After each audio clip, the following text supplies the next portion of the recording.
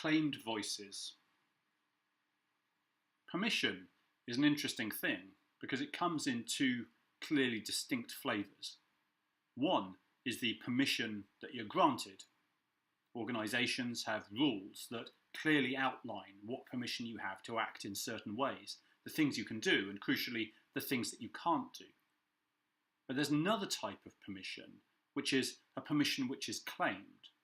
And claimed permission often doesn't operate within a system, it operates outside it or around the edges of it. And claimed permission is important because sometimes we're left with no other choice than to claim permission. When we do so, it's the way the organisation responds to us and the way that our community rallies around us that counts. When we think about storytelling, we can think about the permission that sits behind it. Within an organisation, there's a clear permission to tell formal organisational stories. And there's a clear lack of permission to tell certain types of stories that challenge the organisation, even I should say in really good organisations. All really strong cultures have a certain level of their tolerance. Now, to many extents, this is a good thing. There are some stories that we don't want people to share, perhaps stories which act to the detriment of a minority, stories which take us into places of unfairness or unkindness. But sometimes the stories which don't have a permission to be shared are ones that we do need to hear, and we rely on the bravery of individuals to claim a voice to tell that story. Think about whistleblowers, people who stand up outside an organisation and say, look at what's going on in here, it's wrong. What's the reward for whistleblowing? Well, often it's bullying, harassment and exclusion.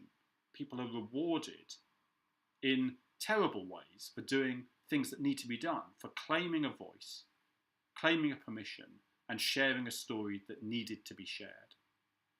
If we want to build a more socially dynamic organisation, if we want to be strong social leaders, we'll have to understand our role in enabling people to claim a voice that they need and to ensure that when they do so, we're holding them safe.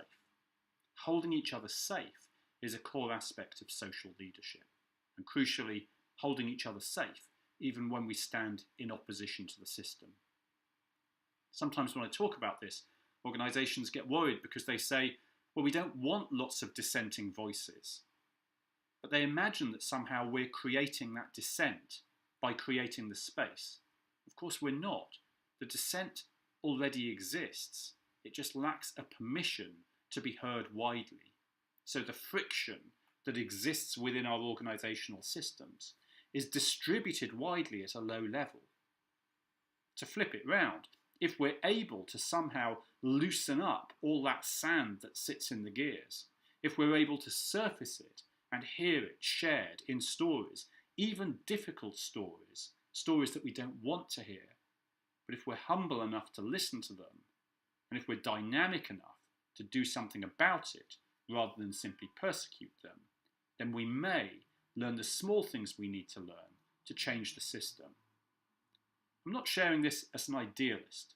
I don't think it's the case that people at the top of the organisation don't know where they're taking us, and people at the bottom have no good ideas to share. I think people at the top of many organisations do an incredible job, but they're constrained by the same system that constrains people at the bottom. In fact, funnily enough, when you're lower down within a formal system, it's sometimes easier to claim a voice, to claim permission, because when you're at the top, you have very little permission to experiment or dissent. You're expected to know all the answers. I shared this with a group the other day.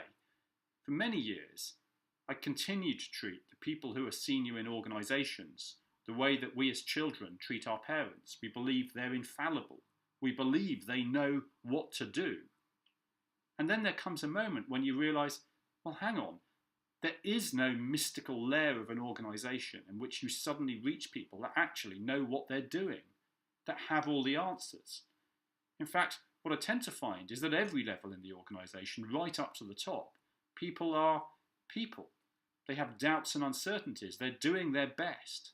They're often actually existing within a group which doesn't have huge confidence and a certainty around answers, but is just trying to do their best.